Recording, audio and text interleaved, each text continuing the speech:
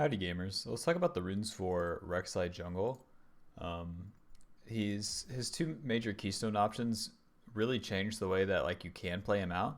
But I really think if you're picking this champion, you might as well pick him to be as strong as early as possible, and then just snowball through that. And I think he does that better with Hella Blades, and then through building lethality early than he does with Conqueror, and then having a more standard build of something like Warrior, Black Cleaver, and then let's say Merc Treads.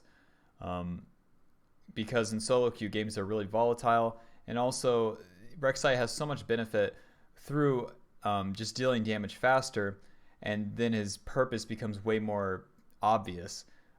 If he has something like Conquer, it would mean that he wants to fight multiple champions, but even if Rek'Sai does get on top of multiple champions, he still does about the same thing, as most of his damage comes through his single target abilities in his E and through his ult. So it's really a difference in style, and the one that I would prefer to play myself would be Hella Blades with lethality. So starting off with the Keystone Hella Blades, I'll come back to Conquer, but with Hella Blades, you gain 110% attack speed when you attack an enemy champion for up to 3 attacks, and no more than 3 seconds can elapse between the attacks, or this effect will end. 8 seconds out of combat is the cooldown, so it effectively isn't on cooldown unless you already have started a fight. Even if you did start a fight, there's situations in which that Rek'Sai goes in, spins his full combo, and then tries to get out. And then in that downtime, in your next opening to go back in, Hella Blades could be off cooldown. So in a lot of team fights, that's kind of how it functions.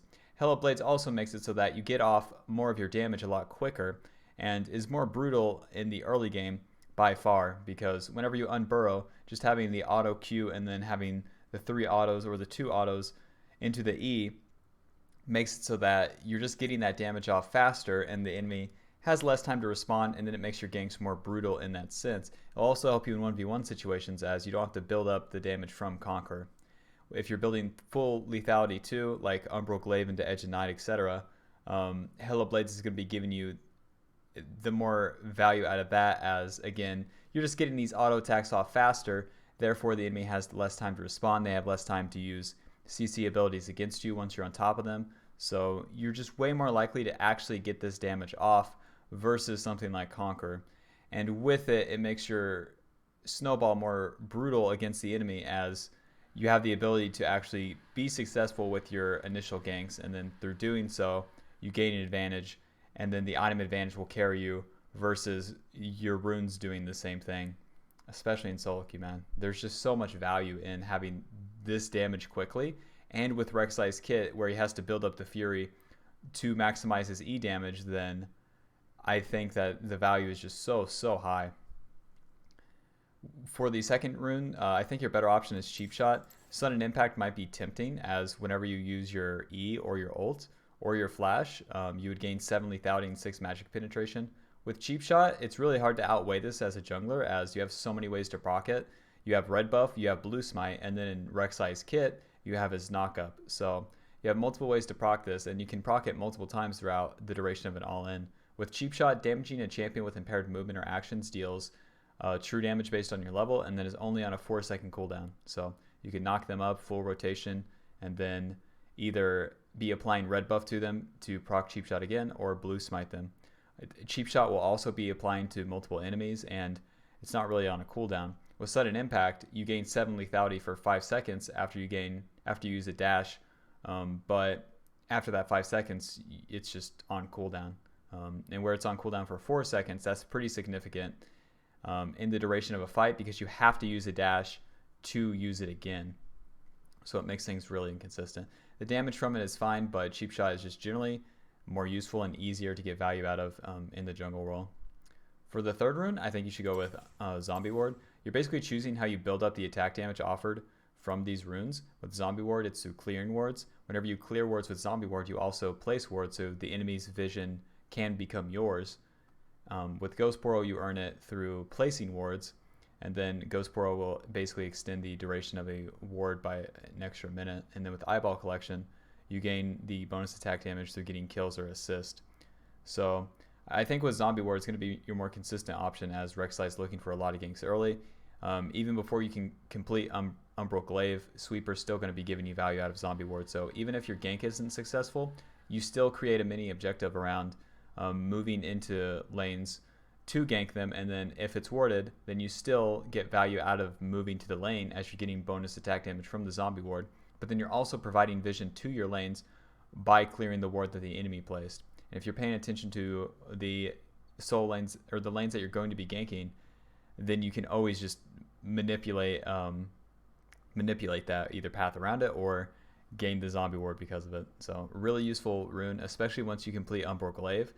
It becomes really, really nice in the mid game to just be able to move through river, clear the wards there, move into the enemy jungle, clear the wards there, and then that vision is now yours, and the enemy has to clear it, or if they move around it, then you have the opportunity to pick them off, which is a lot of what Rek'Sai is looking to do. For the fourth rune, I think your only good options really is Relentless Hunter. These are all bounty hunter runes, meaning that with each unique takedown, they amplify the effects of the rune. You don't need Ultimate Hunter, as Rek'Sai's ult is already on a low enough cooldown. And if you're running Hella Blades, I think you should be building Lethality, in which case those itemization options are going to be giving you enough cooldown reduction anyways. With Ravenous Hunter, I don't think you need the healing. Ravenous Hunter's healing is also only off the damage dealt by your abilities, so Rek'Sai loses out on a lot in that sense too. Where Rek'Sai is also like spending his full burst at full HP, even if you did heal off your abilities, it would be off the second rotation of them, just the way that the kit functions. So I think the best value gain is through Relentless Hunter. With Relentless Hunter, you gain out of combat movement speed, and then again for each unique takedown, you're going to get more of that. Since Rek'Sai doesn't want to be building Mobies or something, this rune basically acts as boots mobility for you, but you do have to stack it up through getting unique takedowns, but that's pretty easily done on Rek'Sai. Once you have just a few stacks in it, it's going to help you reset onto the map. It's going to help you whenever you're ganking lanes, as if you have more movement speed. You can just approach the lane faster. It's going to help you position into the jungle or just reposition in general. So a lot of utility in moving around the map, especially as a jungler. And then for the secondary runes, I think your best option is going to be in the sorcery tree, just simply because of Nimbus Cloak. It's one of the strongest runes in the game, and it's going to help you stay onto targets, which is one of Rek'Sai's downfalls. It's very hard to stay onto a target, but Nimbus Cloak like entirely corrects that. You could run Precision Second with something like Triumph and Alacrity, or better yet, Triumph and Legend Tenacity. But if you're going to get CC'd, you have multiple ways to deal with the CC in your flash, your burrow you can buffer the burrow as you get CC to dodge the CC effectively, or your ult that dodges abilities entirely. So I think with Tenacity, you do lose. It's just not the highest value, as you have so many ways to dodge the damage anyways. And when you go into the Precision tree, it's harder to stay onto targets if you don't have Nimbus Cloak. The attack speed gained is just a luxury at the end of the day too, if you're building lethality, because the attack speed just doesn't add to your damage rotation. The exact same amount of damage that you're going to be dealing on your initial burst is going to be the same regardless of the attack speed that you have from Alacrity. So I think your best bet is going to be in the sorcery tree with Nimbus Cloak and Water Walking. With Nimbus Cloak, after you cast a summoner spell, you gain movement speed increase that lasts for 2.5 seconds and allows you to pass through units. The movement speed increase is based off the cooldown of the summoner spell that you cast. So every time you use your blue smite and every time you flash, you're going to have more movement speed. And that movement speed is going to go a long way, especially against champions that want to get away from you. So like every single AD carry in the game, in combination with their support, Nimbus Cloak's going to help you stay onto them, as you have the extra movement speed to stay on them. It also has neutral and defensive utility, as if a fight's not going your way, you can use it to run away, either again with your smite or with your flash. In a neutral situation, it could help you reposition, or just be in a better position after the enemy's gotten onto you. So there's so much utility in Nimbus Cloak to like try to beat it with like a little bit of HP regen or tenacity. I don't think really works that well with the Rek'Sai's kit comparatively. And then with Water Walking, you gain 25 movement speed in the river, and then also a little bit of AD. A little bit of AD isn't that useful, but with Water Walking, pretty similar to Relentless Hunter, it's going to give you more movement speed when you're approaching for ganks. With Water Walking too, that extra movement speed continues to be useful mid to late game, as it helps you whenever you're fighting around objectives, either Baron, Dragon, or Elder Dragon. So And repositioning around those is very, very important for Rek'Sai, as if he gets onto a target, it's a win, and if he doesn't, it's a loss. So both runes in the sorcery tree are just for your mobility effectively, and then through your mobility, it equates to more damage. The reason you wouldn't run something like Coup de Grace in precision is because with Coup de Grace, you deal 8% more damage to targets who have less than 40% health. And once you get them to low enough health, or once you deal your initial rotation, which is going to be like your Q, unburrow, auto Q, auto, and then auto E, the E true damage isn't going to be amplified from Coup de Grace. So you're basically just amplifying the damage from your ult, and then maybe one auto attack. So Coup de Grace isn't really that good on Rek'Sai. So these would be the default runes I'd recommend for Rek'Sai. Rek'Sai jungle, and I would recommend that you build lethality items with it, whether it be Edge of Night or Umbral Glaive first. And then for the adaptive runes, I think you should go Adaptive Force, and then Armor. I don't think you need the attack speed either. The attack speed's kind of overrated. You clear at about the same pace, and having a slower first clear isn't that bad for Rek'Sai. Especially if you're full clearing, or if you're doing 4 camps into a scuttle, or 3 camps into a gank. If you're doing 3 camps into a gank, maybe the attack speed does help you. Just get there like a second earlier. If that's really making or breaking your game, sure, run the attack speed. But a lot more is gained through the plus 12 attack damage level 1, and then that attack damage continues to be useful.